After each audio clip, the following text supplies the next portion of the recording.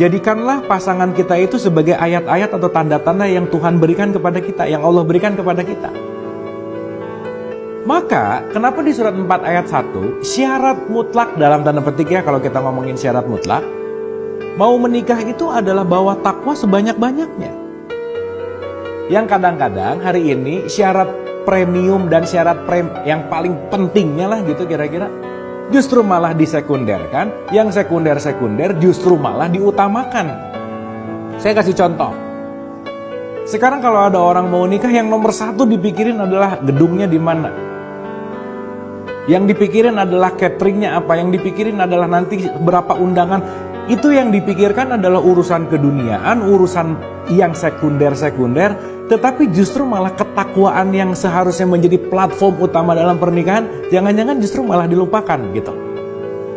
Sehingga jangan-jangan perayaannya juga penuh dengan ego, penuh dengan pride yang justru menghilangkan kesakralan pernikahan itu sendiri gitu intinya.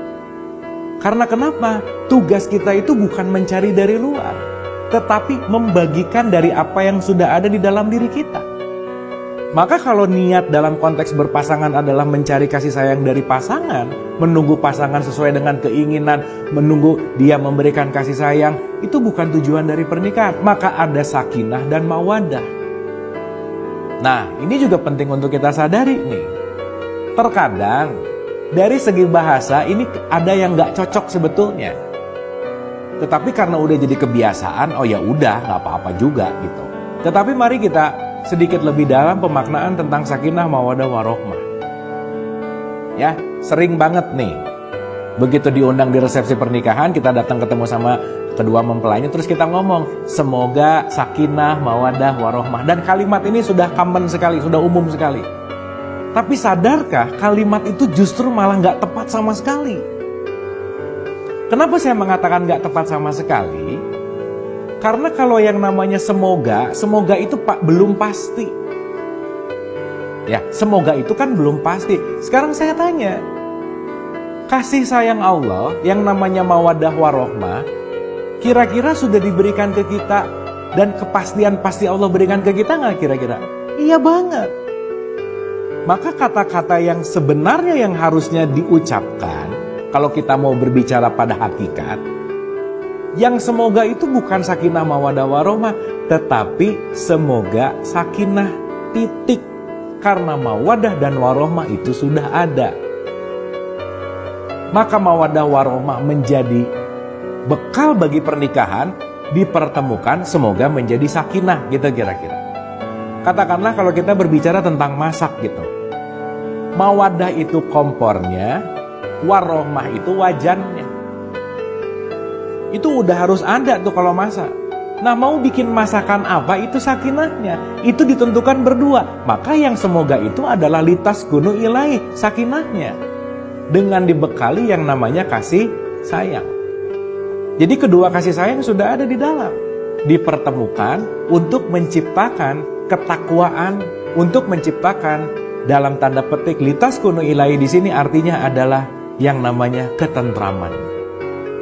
Nah, jadi output tertinggi dari pembelajaran hidup ini adalah ketentraman. Sekarang yang jadi pertanyaan adalah, kita harus mengerti bahwasannya siapapun yang dipasangkan ke kita, itu adalah cerminan perilaku kita, udah gitu aja. Jadi pasangan siapapun yang didatangkan ke kita, dan itu tidak direncanakan, sadarilah bahwa itu adalah cerminan, kita akan banyak melihat diri kita di pasangan kita. Maka, pasangan yang terbaik adalah pasangan yang terbalik. Salah satu ciri-ciri orang takwa adalah pandai menahan amarah. Betul ya? Berarti, kalau tadi malam kita doa, ya Allah jadikanlah aku orang yang sabar ya Allah. Siap-siap besok pagi pasti ketemu sama orang nyebelin aja. Kenapa? Kamu akan bisa sabar kalau kamu menghadapi sesuatu apa yang kamu gak suka gitu kira-kira. Berarti kalau pernikahan untuk membuat saya bisa memaafkan, pernikahan untuk bisa membuat saya menahan amarah, jangan heran kalau pasangan kadang-kadang suka nyebelin. Atau gak kadang-kadang juga sih, sering banget gitu misalkan. Karena kenapa? Semua sumber masalah itu akan hadir dari orang-orang terdekat, wabil khusus pasangan, anak, dan orang tua. Karena mereka nanti yang akan mengajarkan kita keikhlasan, kesabaran, bagaimana berserah. Maka pasangan adalah guru kita, anak adalah guru kita. Wabil khusus kalau kita berbicara di case ini, itu adalah guru spiritual kita sebetulnya. Karena kita akan banyak belajar sabar dari kelakuan-kelakuan pasangan dan anak. Jangan lupa, surat 8 ayat 28-29 itu boleh dibuka, ada kata-kata bahwa hartamu dan anak-anakmu adalah cobaan. Surat 64 ayat 14 dikatakan bahwa waspadalah, pasanganmu adalah dalam tanda petik musuh. Dalam tanda petik loh. Jadi ini yang belum menikah gitu ya, yang nanti mau menikah gitu, dalam tanda petik itu lagi nyari musuh. Dalam tanda petik, musuh di sini artinya apa? Sesuatu yang pasti banyak kontradiksinya. Sesuatu yang pasti banyak konfliknya. Dan di antara konflik dan kontradiksi itulah kita akan banyak belajar tentang kehidupan gitu. Kalau kita tidak membawa sabar yang banyak dalam konteks yang namanya pernikahan, itu tidak akan masuk ke dalam litaskunu ilai. Dan yang menarik adalah sebelum nikah nih, kan kalau nikah tuh biasanya lagi prime-prime di usia-usia yang lagi oke banget gitu. Muda, fresh, lagi cantik-cantiknya, lagi ganteng-gantengnya gitu. Sebelum nikah itu bisa mengatakan kayaknya kita jodoh deh. Nah, sebelum nikah.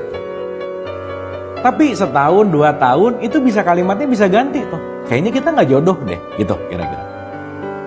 Nah, ini mudah sekali bertukar karena berpikir bahwa jodoh itu fix, jodoh itu pasti. Yang sejati harus kita sadari adalah tidak ada yang berjodoh. Yang ada adalah saling menjodohkan. Dan saling menjodohkan itu adalah dinamis. Jadi nggak ada sekarang yang benar-benar sudah berjodoh tuh nggak ada. Yang ada, saya berbeda dengan dia karena perbedaan itu akan membawa pelajaran untuk saya, maka saya akan belajar dari perbedaan supaya saya dilengkapi dengan apa yang ada pada pasangan saya. Itu intinya.